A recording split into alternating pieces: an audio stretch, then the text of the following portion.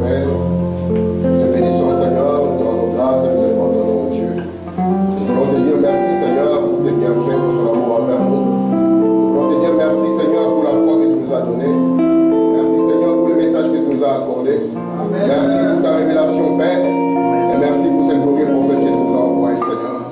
Si nous sommes rassemblés ici, ô Dieu, c'est pour te voir, te glorifier, Seigneur, en nous, ô Dieu. Laisse que ta parole qui va sortir, Seigneur, puisse recevoir ta grâce et ton onction. Qu'elle puisse rencontrer en nous, Seigneur, une terre épouse, ô Dieu, dans laquelle elle pourra se manifester. Bénis la présence de chacun. Souviens-toi, Seigneur, de ceux-là qui ne sont pas là, ô Dieu. Et s'il y en a qui sont sur le chemin, ô Dieu, laisse-les pas, Seigneur. Et ensemble, ô Dieu, lève-nous dans les lieux célestes à Jésus-Christ. Alors que nous voulons lire ta parole, viens, Seigneur, et accomplis tes bienfaits au milieu de nous. Au nom de Jésus-Christ. Amen. Amen.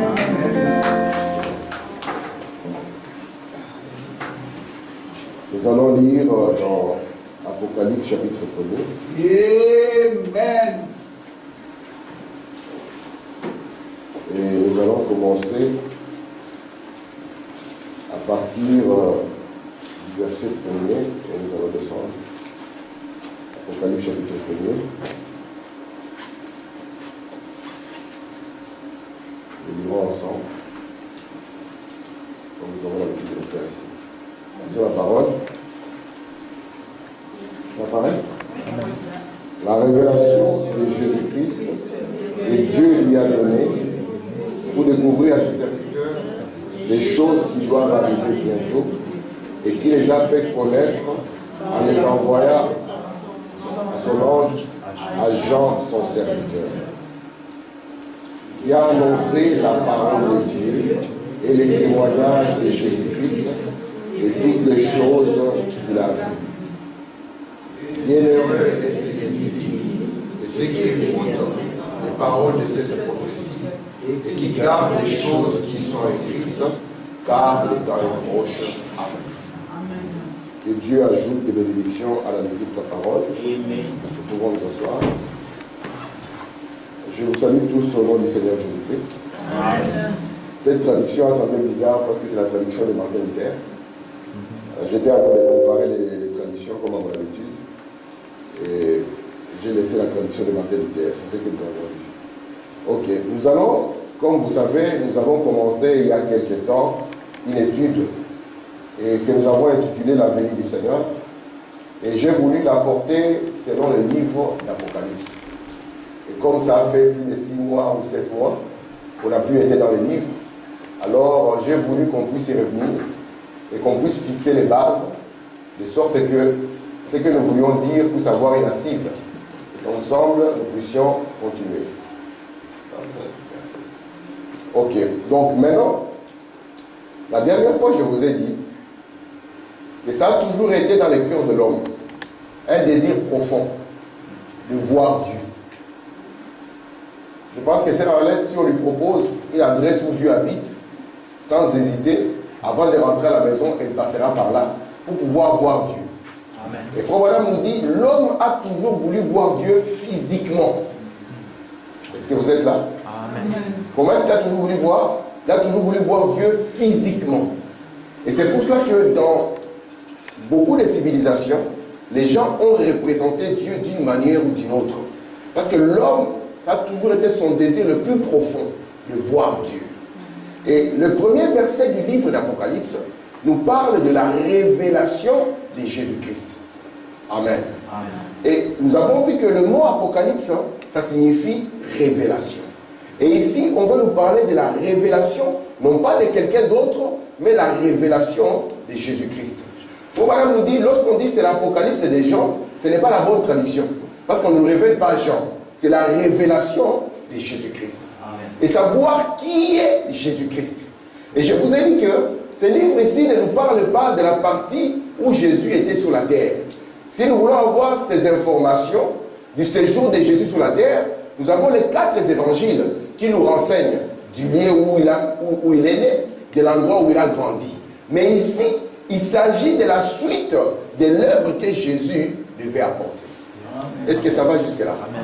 Et comme c'est dans le cœur de l'homme, il y a ce grand désir de voir Dieu, Si vous prenez vos Bibles dans Exode 33, vous verrez que Moïse aussi voulait le voir. Au verset 8, il dit, Dieu, oh Seigneur, je peux voir ta gloire. Et Dieu dit à Moïse, tiens-toi sur le rocher. Alléluia. Et moi je passerai, je mettrai ma main devant tes yeux, je te garderai dans les creux du rocher. Or, nous avons vu que lorsqu'on parle du rocher dans la Bible, on est en train de parler de la révélation.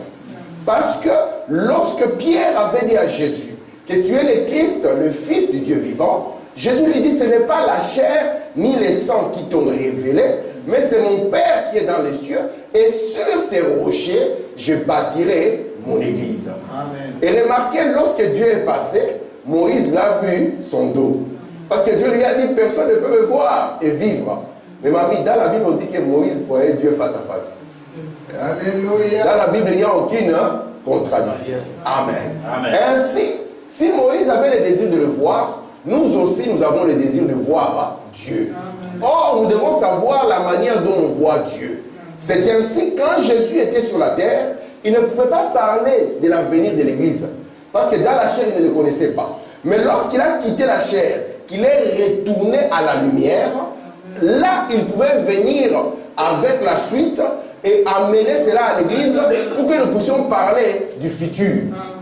Frère Branham dit, lorsque nous voulons étudier les livres d'Apocalypse, il est pour nous important d'abord de pouvoir étudier le chapitre 1er jusqu'au chapitre 3. Pourquoi? Parce que des âges vont sortir les sons, des sons vont sortir les trompettes, des trompettes vont sortir le coupe, et l'ensemble aura comme base de départ les 3 premiers livres. Amen. Amen. Est-ce que ça va jusque-là?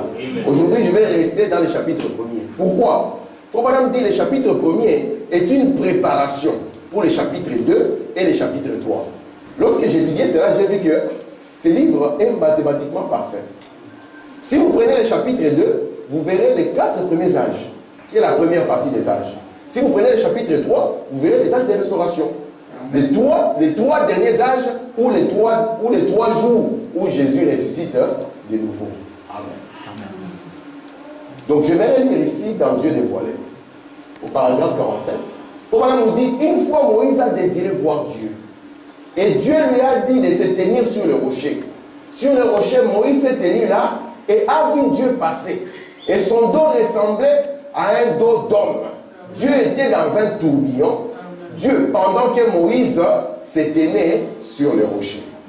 Maintenant, nous avons vu que le premier verset nous dit révélation de Jésus-Christ que Dieu lui a donnée. Et nous savons que la personne qui reçoit cette révélation, ce n'est pas Jésus. Jésus n'a pas besoin de révélation. La personne qui reçoit cette révélation, c'est Jean.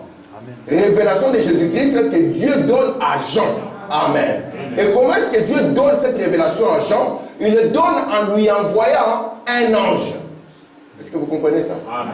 Parce que la manière de faire de Dieu, Dieu ne parle pas dans un désordre. Dieu ne parle pas sans certaines de ses lois. Lorsque Dieu veut révéler sa parole, il doit envoyer un ange. Amen. Et dans la Bible, le mot ange signifie messager. Amen. Est-ce que vous comprenez ça? Amen. Dieu, pour vous parler, il doit vous envoyer un messager. Parce que c'est la loi de Dieu qui était dans la Bible. Un jour, Dieu avait rassemblé tout Israël. Et Dieu a dit à Israël, je vais descendre à la montagne et je vais vous parler. Avant cela, sanctifiez-vous. Et nous avons vu dans la Bible que quand Dieu est descendu, il y avait des éclairs et des tonnerres. La montagne tremblait. Et là, le peuple a dit que Moïse nous parle et que Dieu ne nous parle pas. Mais que Dieu donne ses paroles à Moïse et que Moïse vienne avec ses paroles vers nous. Or, dans les livres d'Apocalypse, Jean représente l'Église. Et la manière dont Dieu a de nous parler, il va nous donner cette révélation au travers de l'ange qu'il va nous envoyer. Est-ce que ça va jusque-là? Amen. C'est comme cela que Dieu parle. Dieu ne parle pas dans un désordre. Dieu parle parce que Amos 3,7 dit qu'il ne révèle rien. Il ne fait rien sans révéler ses secrets à ses serviteurs, les prophètes. Il faut pas nous dire qu'il y a une différence entre un don de prophétie et un prophète. Si vous prenez 1 Corinthiens 12, vous verrez les 9 dons de l'esprit. Et parmi les 9 dons de l'esprit, il y a les dons de prophétie. Et ces dons de prophétie peuvent tomber sur vous une seule fois dans votre vie. Et vous donnez une prophétie en disant, frère, ne quittez pas avant 13 heures parce qu'une bombe tombera. Amen. Mais les dons de prophète, c'est autre chose. Un don de prophétie dans l'église doit être jugé avant d'être accepté. Mais le don de prophète, c'est quelqu'un qui est prédestiné prophète. Comme Dieu parlait à Jérémie, il dit, avant même que tu sois dans le ventre de ta mère, je t'avais choisi. Et je t'ai établi prophète. Et lorsqu'un prophète vient, il amène l'interprétation et la révélation de la parole de Dieu. Amen. Tandis qu'un don de prophétie dira à Sœur Linda, ne va pas demain au travail. Hein, Sœur Linda? Parce que demain là-bas, il y aura un incendie et risquera d'avoir un danger. Et si c'est une prophétie de Dieu, peut-être que c'est maman qui peut la donner, peut-être une seule fois dans sa vie, elle ne profitera plus. Vous savez que lorsque Caïphe avait dit qu'il faut qu'un seul meure pour le bien de tous, la Bible dit qu'il prophétisait. Mais il n'était pas un prophète. Amen. Amen. Donc la révélation de Jésus-Christ que Dieu lui a donnée pour montrer, tu peux me le bouger un tout petit peu, pour qu'il soit droit, pour montrer à ses serviteurs les choses qui doivent arriver bientôt, et qu'il a fait connaître par l'envoi de son ange à son serviteur Jean, lequel a attesté la parole de Dieu et les témoignages de Jésus-Christ, tout ce qu'il a vu. Frère Branham nous montre que cette révélation, lorsqu'elle va venir, nous allons voir ce qu'il y a derrière. Elle doit arriver comment à Jean? Dieu n'est pas un Dieu de désordre. La seule loi qu'il avait établie depuis Exode, lorsqu'on a dit quand tu parleras, envoie-nous un ange, ici au Dieu vient aussi respecter cela. Il doit envoyer un ange. Et au travers de cet ange, il va apporter cette révélation. Et remarquez, notre révélation ne sort pas de la parole. Parce qu'elle est attestée par la parole de Dieu. Il faut vraiment dire, le témoignage de Jésus-Christ, c'est l'esprit de la prophétie. Vous êtes là? Amen. De manière que si vous avez une révélation, votre révélation ne doit jamais sortir de la parole. Lorsqu'on amène la révélation de Jésus-Christ, cela est attesté, appuyé par la parole et par l'esprit de la prophétie. Amen. Amen. Est-ce que ça va jusque-là? Amen. Merci Seigneur. Je vais lire ici. Je vais mettre derrière la chair parce qu'il ne voit pas mon titre. Je suis dans les 7 âges de l'Église, au paragraphe 45. Faut madame nous dit ceci, je commence par l'endroit où j'ai souligné. Révélation de Jésus-Christ que Dieu lui a donné pour montrer à ses serviteurs les choses qui doivent arriver bientôt. Et qu'il a fait connaître par l'envoi de son ange. A fait connaître par l'envoi de son ange à son serviteur Jean. Paragraphe 46. Eh bien, les Écritures nous donnent un point de départ ici. C'est la révélation. Or, le mot révélation signifie quelque chose qui est révélé. La révélation de Jésus-Christ qui a été donnée à Jean. Et un ange a été envoyé pour attester ou pour faire connaître cela. On ne peut pas parler de révélation là où il n'y a pas un mystère. Il doit y avoir un secret caché. Et quand le secret est dévoilé, c'est à ce moment-là qu'on parle de révélation. C'est pour ça que Jésus s'est tenu devant les gens et disait, je te loue Père, que tu aies caché ces choses aux sages et aux intelligents. Or, le fait d'identifier Jésus-Christ n'est pas donné à tout le monde. Amen. De savoir qui est Jésus-Christ. Parce que l'église du Dieu vivant est bâtie sur cette révélation. Il faut vraiment dire, l'église n'est pas bâtie sur Jésus, non. L'église n'est pas bâtie sur Pierre non plus, non. Mais l'église est bâtie sur la révélation de qui est Jésus-Christ. Or, l'histoire de qui est Jésus-Christ ne commence pas à Bethléem. Ça commence dès avant Bethléem. Dans toute la Bible, il s'agit de Jésus-Christ.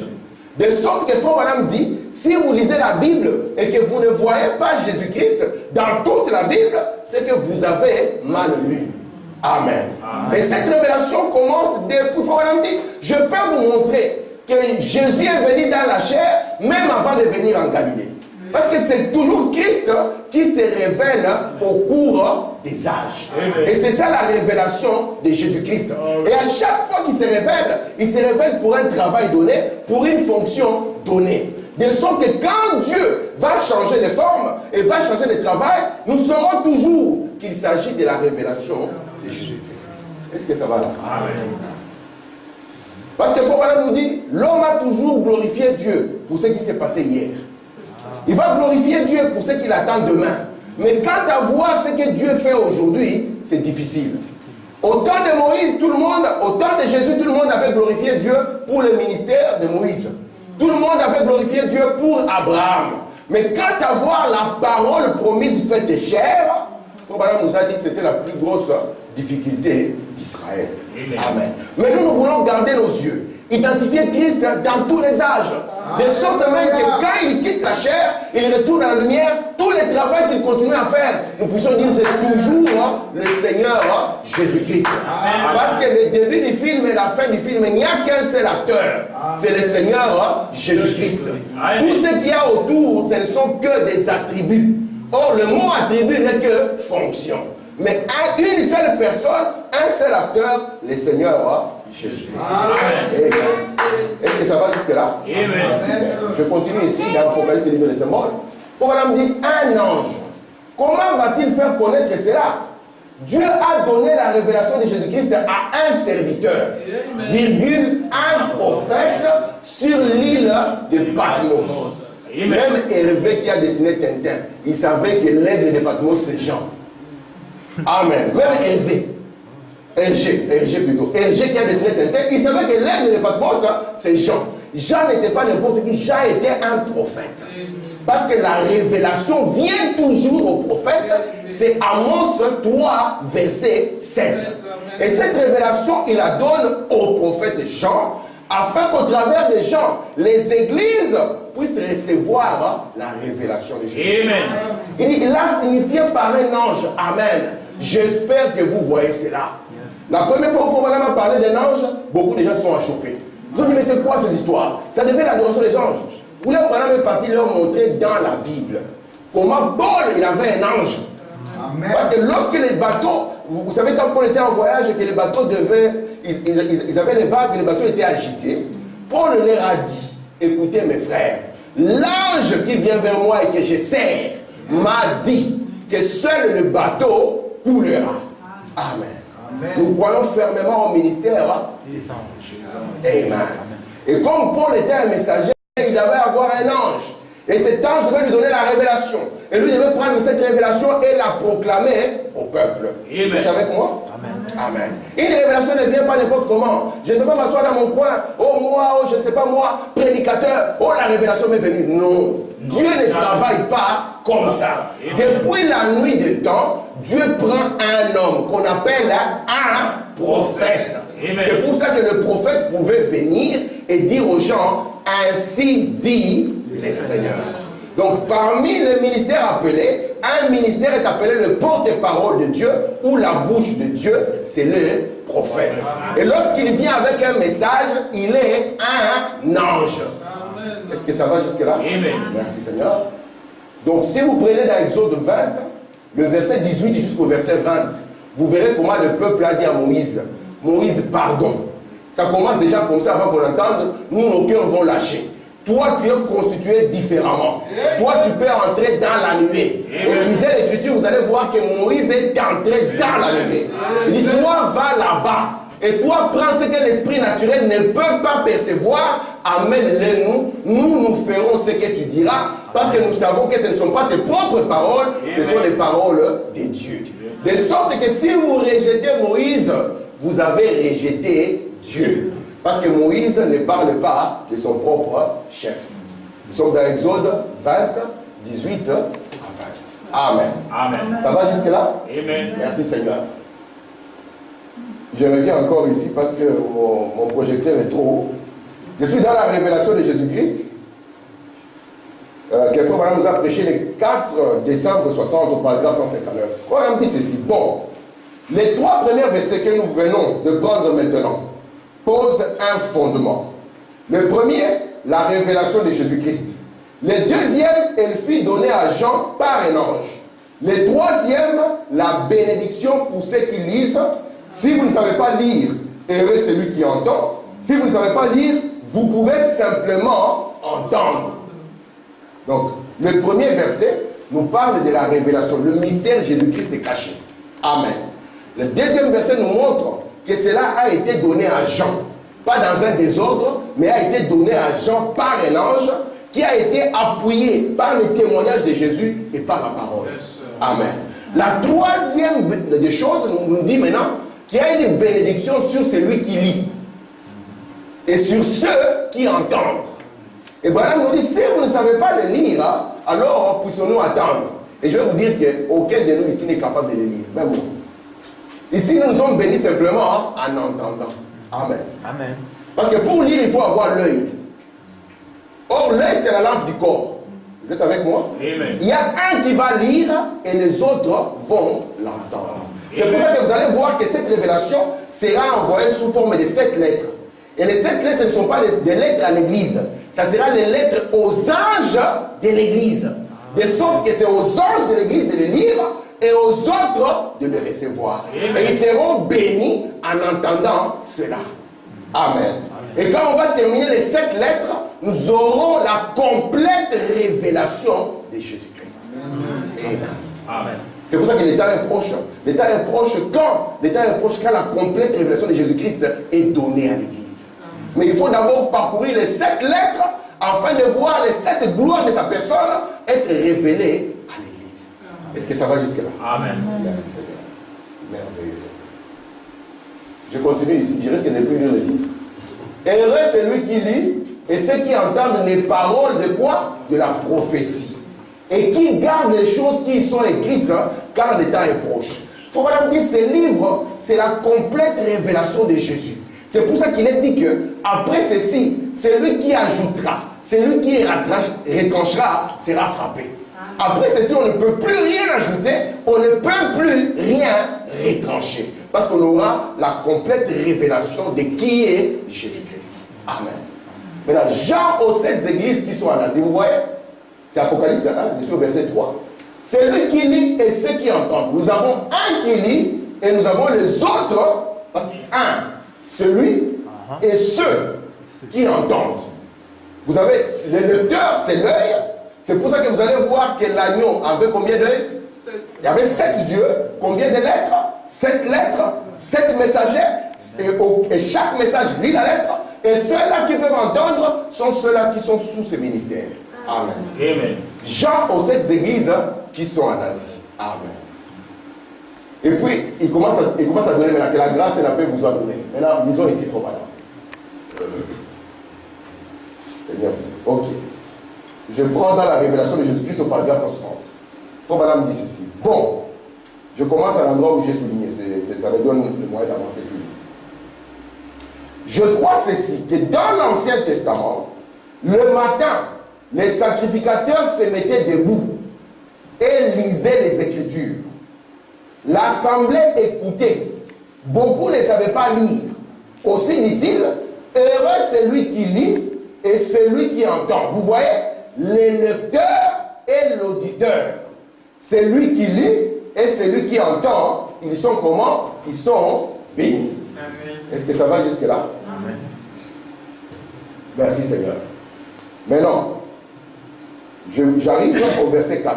Parce que j'aimerais parcourir quelques versets ensemble pour vous montrer ce qui va ressortir de ces beaux chapitres. Et à la fin, nous aurons une très belle image qui nous bénira. Le verset 4 dit ceci.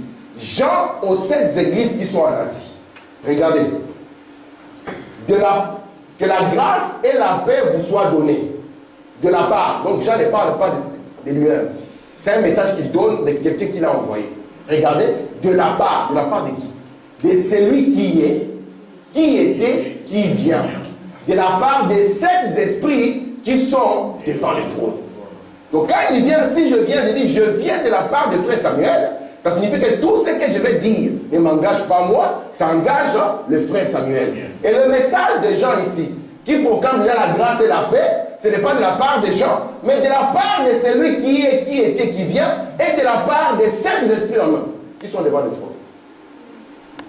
On va poser la question à Frère Branham. Est-ce que Dieu a 7 esprits?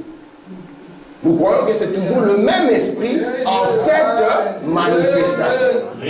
Amen. Toujours le même esprit. Parce qu'on peut parler même des 9 dons de l'esprit. C'est toujours le même Saint-Esprit avec des dons différents. À l'un, il donne la sagesse, à l'autre, il donne le parler en langue, à l'autre, il donne l'interprétation de langue, mais toujours le même Saint-Esprit. Amen. Donc le message des gens, ce n'est pas Jean. Ça n'engage pas Jean. Ici, il s'agit de celui qui est, qui était, qui vient. Et les 7 esprits qui sont devant le trône. Vous êtes avec moi? Amen. Parce que nous pouvons continuer comme ça doucement. Pour ressortir l'image. Ok, je suis ici dans l'âge de Thyatire, au paragraphe 28. Que ma parole soit reconnue pour vrai, et la parole de tout homme pour mensonge. Ça, c'est Dieu qui parle. Ici, ce livre d'Apocalypse est le seul livre, laissez-moi le répéter, que Jésus ait signé de son nom. Et la première chose qu'il fit, il fit de révéler sa divinité. Est-ce que vous comprenez? La première chose que Jésus fait, il révèle s'il est Dieu, oui ou non. Amen. Amen. Parce qu'ici, nous croyons fermement que Jésus-Christ est Dieu. Amen. Et qu'il n'y a pas d'autre Dieu que le Seigneur Jésus-Christ. Et la première chose qu'il va faire dans ce livre, au chapitre 1er, il va révéler fermement sa divinité. Amen.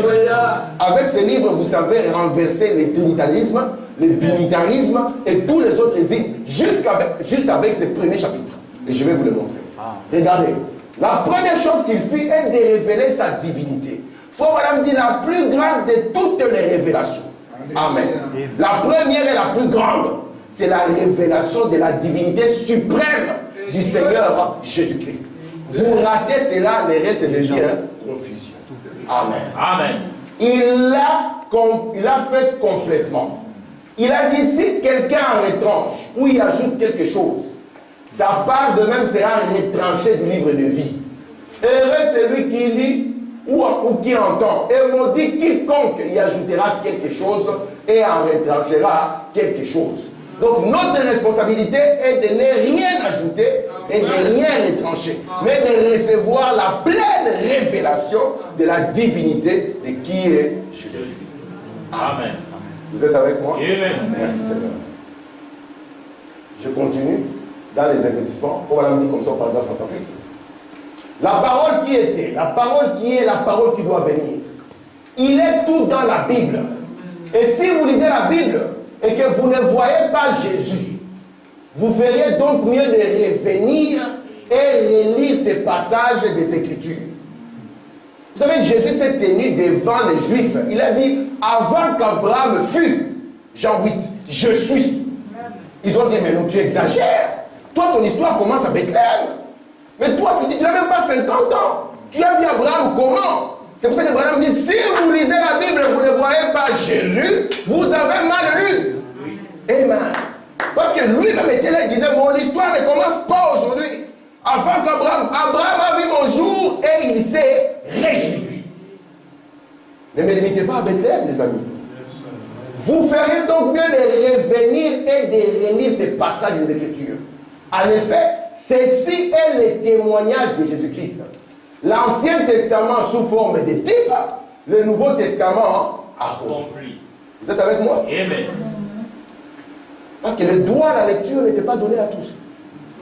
C'était simplement à l'épouse que le droit était donné. Et il faut pas me dire, les Lévites étaient le type de l'épouse, j'ai la citation, étaient le type de l'épouse. Amen. C'est pour ça qu'ils pouvaient venir proclamer les bénédictions et le peuple qui l'écoutait recevoir les bénédictions. Amen. Amen. Merci Seigneur. On continue. La révélation de Jésus-Christ, je suis au paragraphe 72. Pour Madame dit ceci. Jean, lui, dans ses écrits, a décrit la vie et la gloire de cette église à venir. Vous voyez ça? Jean, il a écrit la vie et la gloire de cette église qui allait venir. S'adressait aux 7 pasteurs ou messagers. Aussi directement.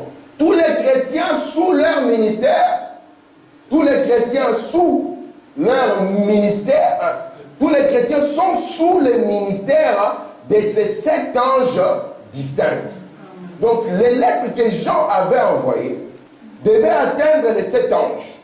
De sorte que par les 7 anges, cela devait atteindre tous ceux-là qui étaient sous les 7 différents ministères.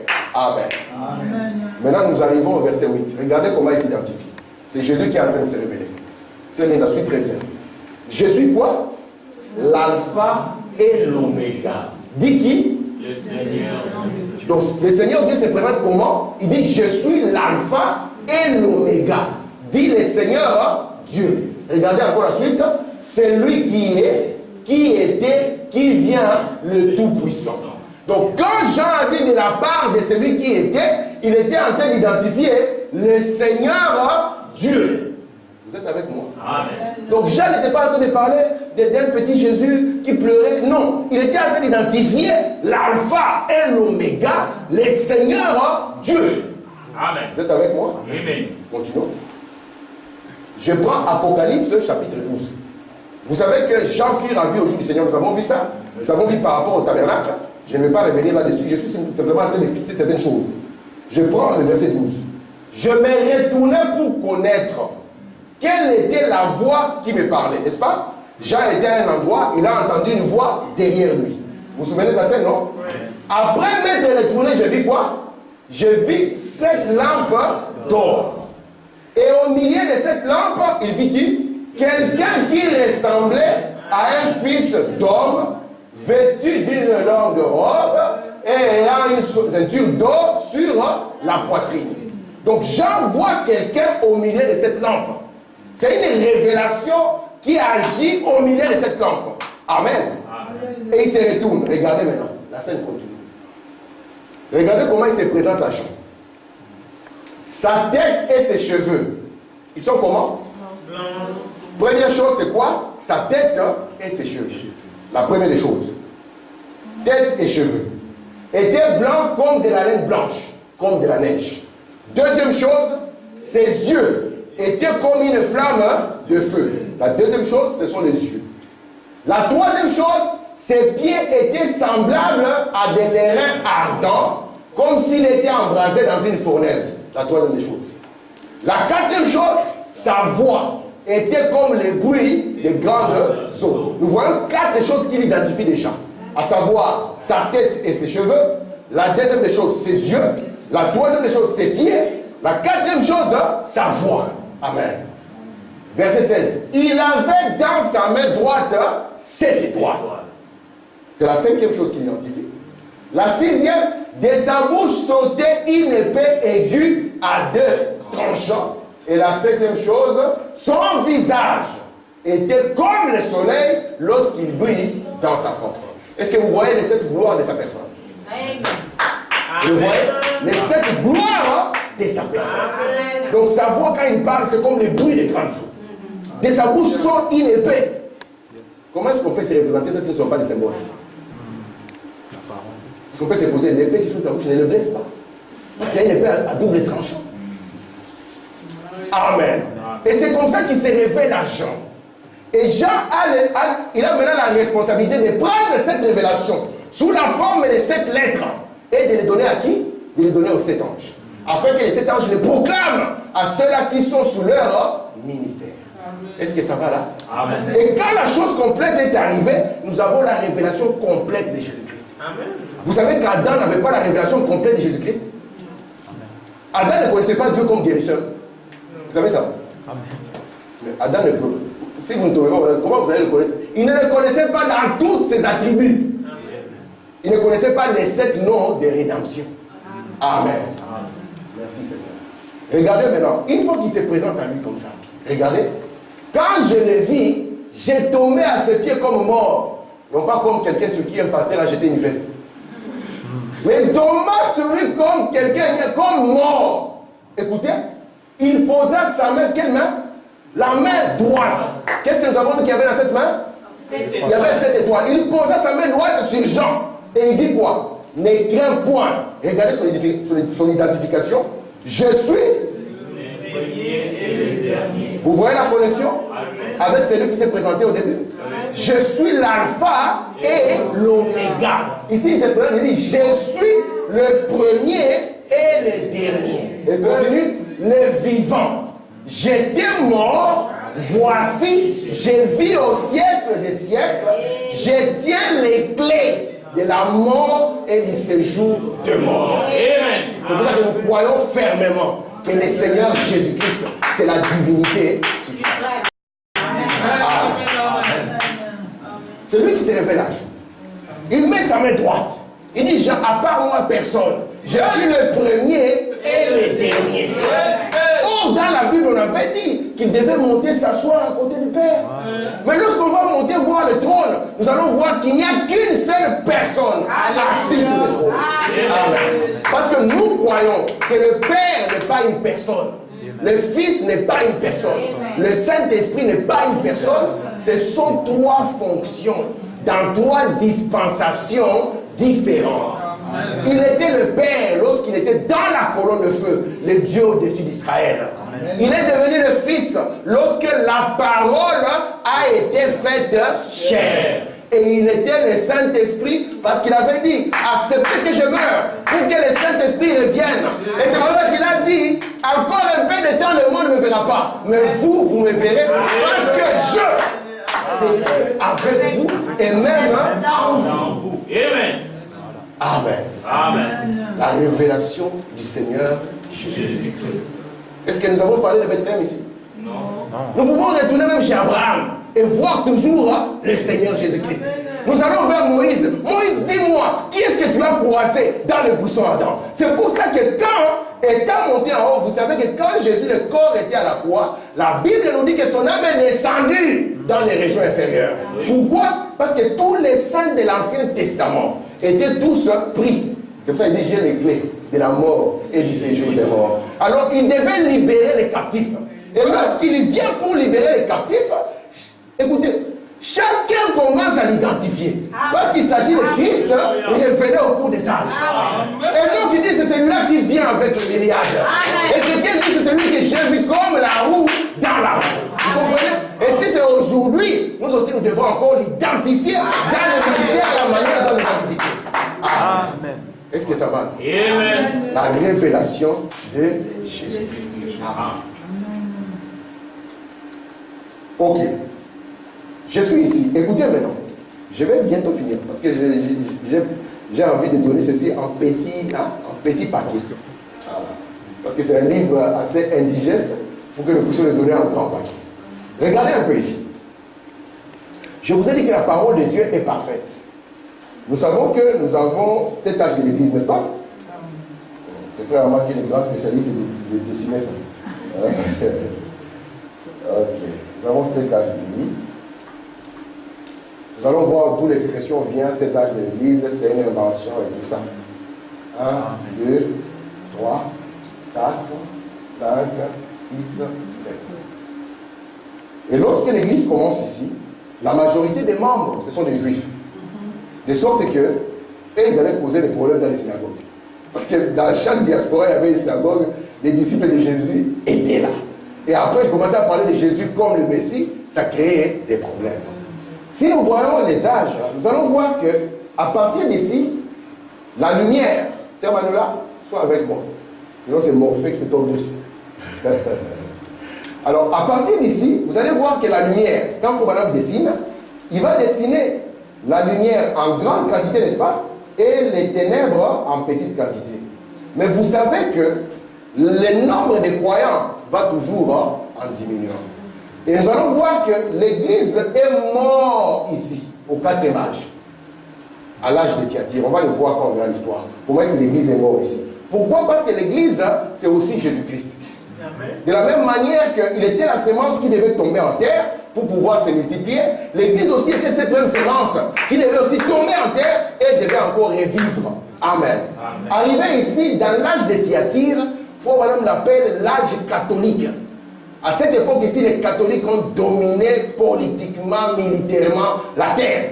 Si par exemple le pape ne voulait plus du roi Philippe, le pape dirait à partir d'aujourd'hui, peuple de Belgique ne considérait plus Philippe comme roi. Et Philippe était tout. Amen. Amen. Et quand l'Église catholique était au fait de sa force, c'est pour ça que vous allez voir que les 4 premières lettres seront dans le chapitre 2.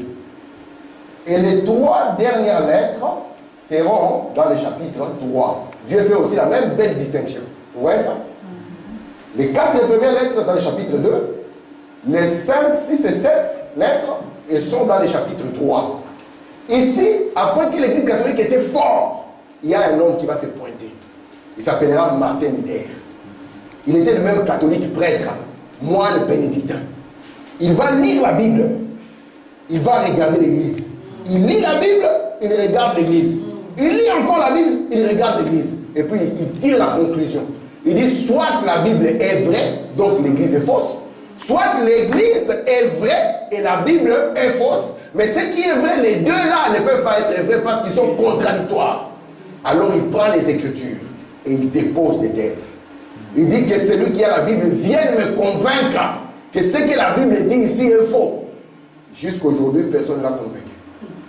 Vous êtes avec moi? Amen. Et là, la sémence qui était partie, comme si la vérité avait disparu, elle commence à revenir de nouveau.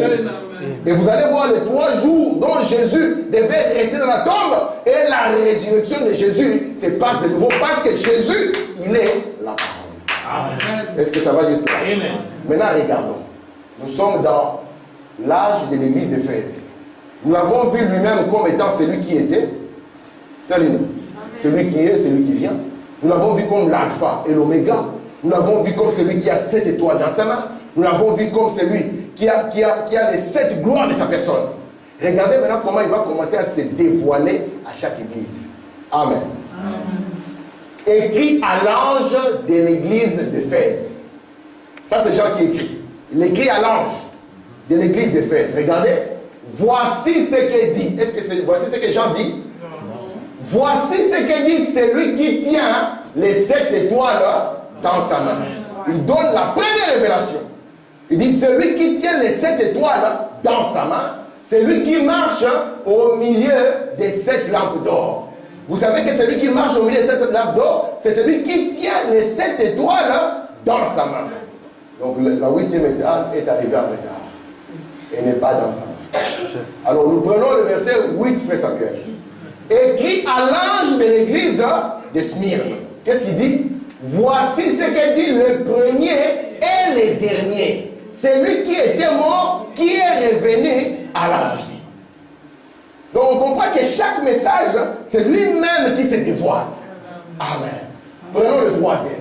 Écrit à l'ange de l'église de Pergame. Voici ce que dit celui qui a l'épée aiguë à 2 tranchants. Et lui-même s'est révélé comme étant celui qui a l'épée aiguë à 2 tranchants. Nous sommes dans l'âge de Thyatire maintenant. Voici ce que dit le Fils de Dieu. J'aime beaucoup ça, le Fils de Dieu. Comme ici, je ne sais plus voir, je reviens derrière la chair. Comme je fouille derrière la chair. Celui qui a les yeux comme une flamme de feu et dont les pieds sont semblables à de l'airain ardent. Vous voyez maintenant que le chapitre 1er est en train de préparer ce qu'il va faire dans le chapitre 2 et dans le chapitre 3. Dans le chapitre 1er, il se présente d'abord. Amen.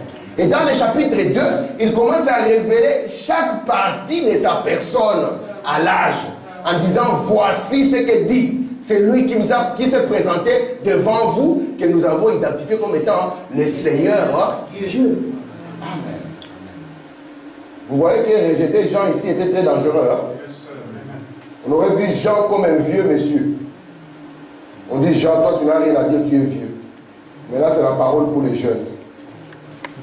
Je suis au chapitre 3. Je prends le premier verset. Écrit à l'ange de l'église de Sardes. Voici ce que dit celui qui a les 7 esprits et les 7 étoiles.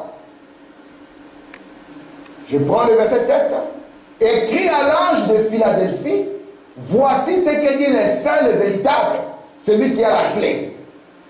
Amen. La clé de David qui ouvre, personne ne fermera. Qui ferme, personne n'ouvrira. Et quand il arrive à la fin, il dit voici ce que dit l'Amen. Vous voyez, l'Amen, hein, c'est la fin. C'est la décision finale. Amen. Voici ce que dit l'Amen. Oh, j'aime bien le Dieu de l'Amen. Amen. Voici ce que dit l'Amen. Le témoin fidèle et le véritable. Le commencement de la création. Et quand on arrive à ceci, on est arrivé à la fin de la révélation de qui est Jésus-Christ. C'est pour ça que Branham, lorsqu'il prend Apocalypse 3,14, connaissant que c'est la fin, il va automatiquement aller les relier à Apocalypse 10, verset 7. Et vous dire, mais qu'au jour de la voix de quel ange? Vous comprenez que c'est la plaine. On prend le premier âge, le deuxième, le troisième, le quatrième, le cinquième. Lorsqu'on arrive au septième, on est arrivé à la totalité du mystère. Voici, mais qu'au jour de la voix du septième ange, quand il sonnerait de la trompette, le mystère de Dieu s'accomplirait comme il a annoncé à ses serviteurs, les prophètes. Est-ce que vous voyez les tableaux comme il est? Lorsqu'on arrive au dernier ange, le mystère de Dieu, Frère Branham dit de savoir qui est Dieu. Quelle est sa nature? Comment il vit? Alléluia. Amen. Cela sera amené à terme. Est-ce que ça va jusque là? Le chapitre 1er, la révélation de Jésus-Christ. Jésus est Dieu pourquoi? Jésus est Dieu parce que frère, il a resté Lazare. Mais on te dit, mais regarde, il avait pleuré avant. Nous croyons ici, mes frères, fermement. J'aimerais encore le souligner et l'enfoncer parce que j'ai fini.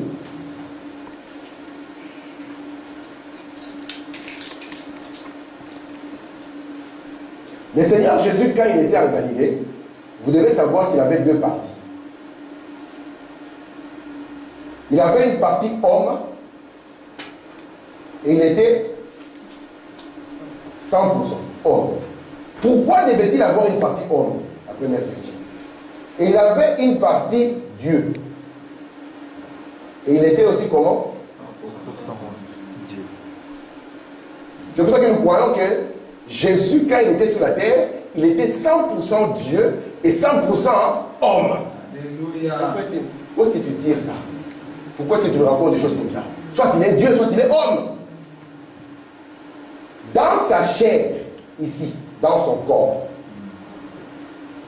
il était un homme. Pourquoi devait-il être un homme dans son corps? Parce que la loi du rachat demandait un proche parent. La loi du rachat, pour racheter, il fallait quelqu'un de la même famille. Et lui devait venir comme un être humain. Or, il y avait un problème déjà avec les êtres humains. Les êtres humains avaient un problème de sang. Leur sang était pollué. De par leur naissance. Donc il fallait maintenant, malgré qu'il vienne comme humain, il fallait qu'il amène maintenant un sang capable. Et le sang capable était le sang de Dieu. C'est pour ça que ce corps ici n'est pas né du désir d'un homme et d'une femme. Et Dieu avait prévu cela. C'est pour ça qu'il a dit dans Ésaïe, et la Vierge concevra. Ah, frère Tim, c'est dans le futur, attendons. Alors on mire de la lamentation. Et nous sommes là jusqu'à temps, Seigneur. Jusqu'à temps, Seigneur. Parce que la Bible est au futur. Amen. C'est pas comme ça qu'on lit les prophéties. Ah frère, c'est dans le passé ici à 60. C'est pas comme ça, frère. On lit les prophéties par le plan de la rédemption. Si quelqu'un vient avec ça, oh frère, c'est écrit, une vierge concevra, tu lui diras c'est du passé. Même si c'est plus au futur, c'est du passé. Et remarquez maintenant, ici, c'est accompli l'écriture qui dit, tu n'as voulu ni sacrifice, ni offrande, mais tu m'as formé un corps. Et remarquez maintenant, le sang qu'il avait amené n'était pas le sang d'un homme, mais c'était le sang de Dieu, parce que c'était le seul sang capable de pouvoir effacer la problématique du péché. Et c'est pour ça que dans ce corps, il a porté la mort. Et depuis que Jésus a porté la mort, nous n'avons plus peur de mourir dans le corps. Parce que Jésus a vaincu la mort dans la chair. Amen. Parce qu'on avait une prophétie, je vais vous la montrer ici dans Malachie 3, parce que j'ai fini déjà. Alléluia. Je suis déjà arrivé au bout des notes, donc ça c'est déjà merveilleux. Merci Seigneur, parce que c'est très rare que j'arrive au bout de mes notes. Je remercie le Seigneur. Prenons Malachie au chapitre 3 pour que vous puissiez le voir. Je suis ici, Malachie au chapitre 3.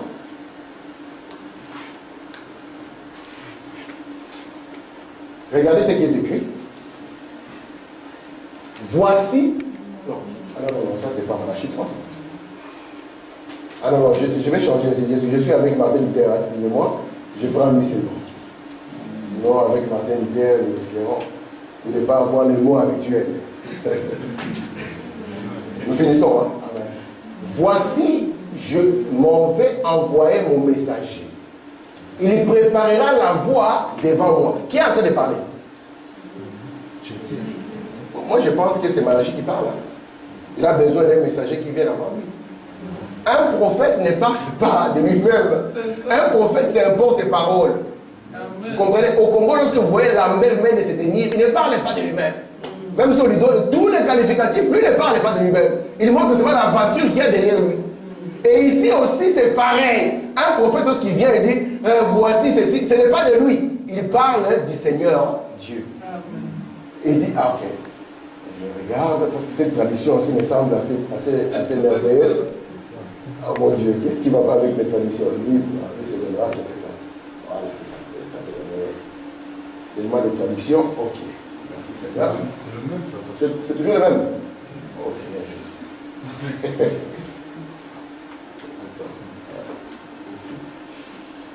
Ouais, ça c'est le même. C'est moi qui n'écoutais pas. Voilà. C'est la meilleure traduction. Nous finissons.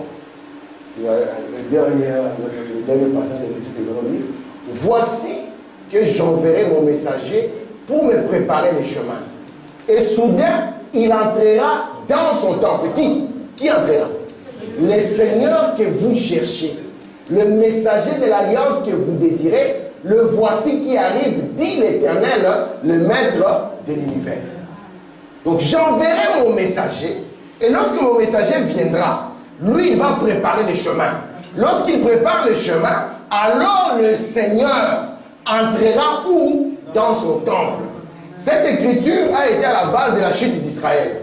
Il savait que quand le Seigneur viendra, toutes les routes seront aplanies, les montagnes abaissées, les vallées élevées, les arbres de part et d'autre en train d'applaudir quand le Seigneur se dirige tout droit vers son temple. Et quand l'écriture s'est accomplie dans la simplicité, on a posé la question, frère, la vallée des ossements. Elle est encore là, frère, la vallée de Megiddo. Elle est encore là, mon frère. Est-ce qu'on a vu une montagne ici? D'ailleurs, il est promis que la montagne se fendra en deux. Est-ce que vous l'avez vu se fendre? Mais le temple dont il était question, c'était ses corps. C'est pour ça qu'à Jean était dit, celui sur qui descendra le Saint-Esprit sous la forme d'une colombe, tu sauras que c'est lui le corps. Amen. Amen. Tu n'as voulu ni sacrifice ni offrande. Tu n'as voulu ni sacrifice ni offrande. Tu m'as formé. Amen. Et ce corps vient avec le sang. Non pas le sang d'un pécheur, mais le sang de Dieu lui-même. Et soudain maintenant, l'Esprit, Amen, entre dans ce temple. Et ce temple commence le travail. Et voilà en quoi il était 100% homme et 100% Dieu. De sorte que ce temple ne pouvait rien faire en dehors de ce que lui disait l'Esprit.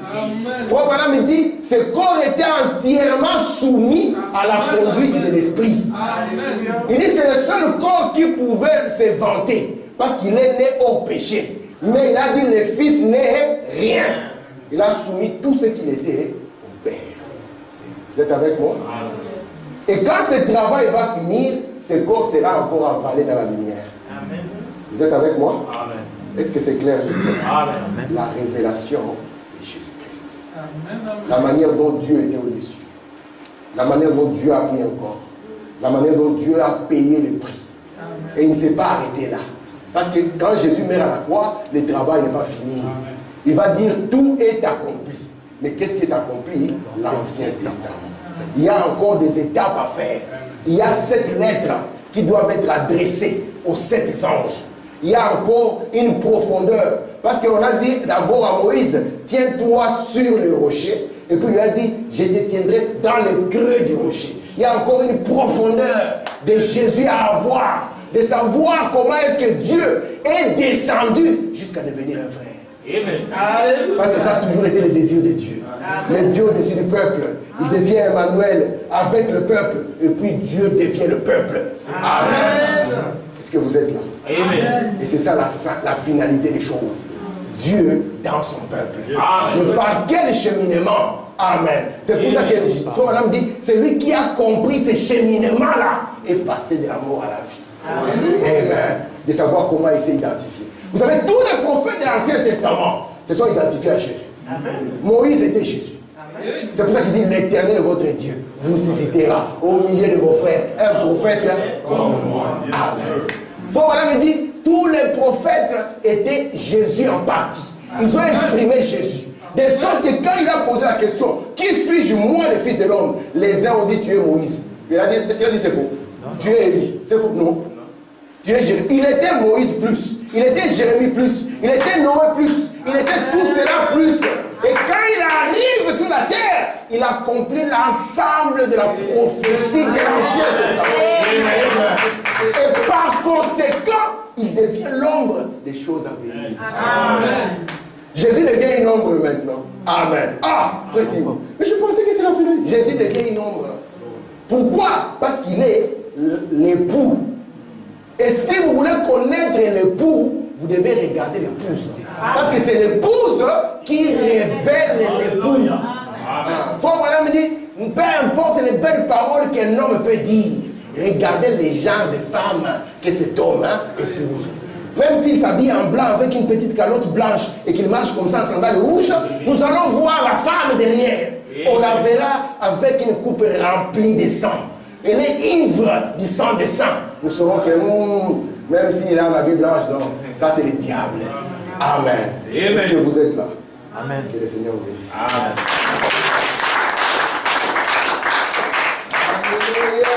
Merci mon Dieu.